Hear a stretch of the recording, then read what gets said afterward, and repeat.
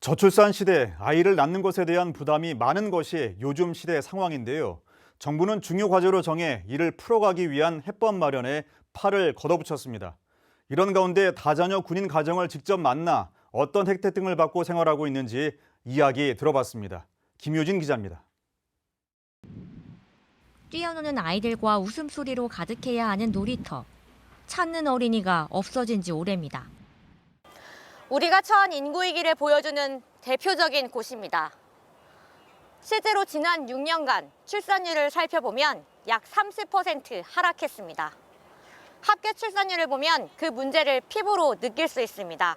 지난 2018년 한 명 이하인 0.98명을 기록하더니 계속 하락해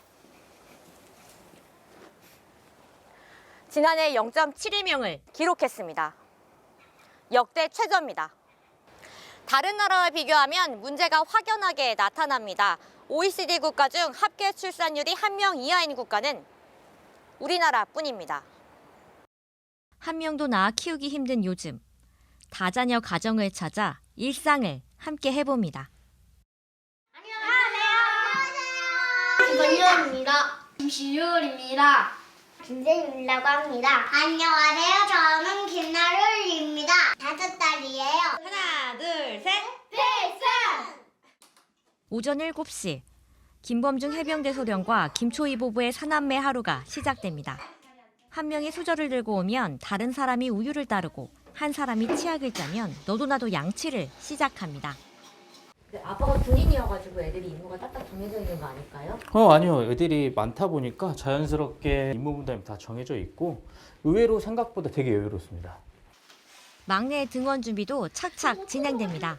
첫째가 바지를 입히면 자연스럽게 둘째와 셋째가 바톤 터치합니다. 막내를 유치원에 데려다주고 온 삼형제에겐 특별한 시간이 기다립니다. 문제집 풀어야 되지 않을까? 시간이? 문제집? 그러네. 가서 얼른 풀고 와. 선생님과 학생, 앙숙과 절친 사이를 1분 단위로 아슬아슬하게 오갑니다. 늦은 오후, 육아 시간을 활용해 김소령이 막내를 유치원에서 데려오면 이상가족이 만나는 듯한 상봉식이 열리고 즐거운 시간이 펼쳐집니다. 동아리 때 같이 놀기로 했어요. 저희는 4명이어가지고 계속해서 더 재밌어지는 것 같아요. 사람들이 더 진짜 네 명이 많으면 더 재밌어요. 좀 더 행복해가지고 재밌어요. 부러워하는 것 같아요. 유준이는 학원에 갈 때는 안 갈 때도 있는데 시간이 날 때마다 우리 집에서 계속 놀고 싶다고 전화가 가요. 같은 시간, 엄마는 커피를 탑니다. 카페인 수혈하시는 거예요? 네. 저도 저만의 시간을 가져야 돼서 이따 청소나 이런 거는 또 알아서 또 되니까 지금은 또 저만은 쉬고 싶어가지고. 어느새 저녁 시간. 김소령 부부가 부엌으로 걸음을 옮기자 사남매도 방에서 나와 각자 청소를 시작합니다. 전문 청소업체 못지않은 체계적인 시스템을 자랑합니다.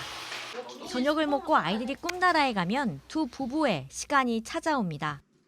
아이들도 커가면서 되게 많이 제가 이렇게 살아간다는 그런 느낌도 들고. 아이들이 노는 것 자체가 TV고 그다음 예능이고 드라마기 때문에 그거면은 전 정말 그래서 저희 와이프랑 둘이 커피 마시면서 서로 이야기하고 육아에 대해서 이야기도 하고 아이들에 얘기하면은 저는 그게 정말 그게 가족에 대한 행복이고 지금 애들 키우는 행복이라고 생각합니다.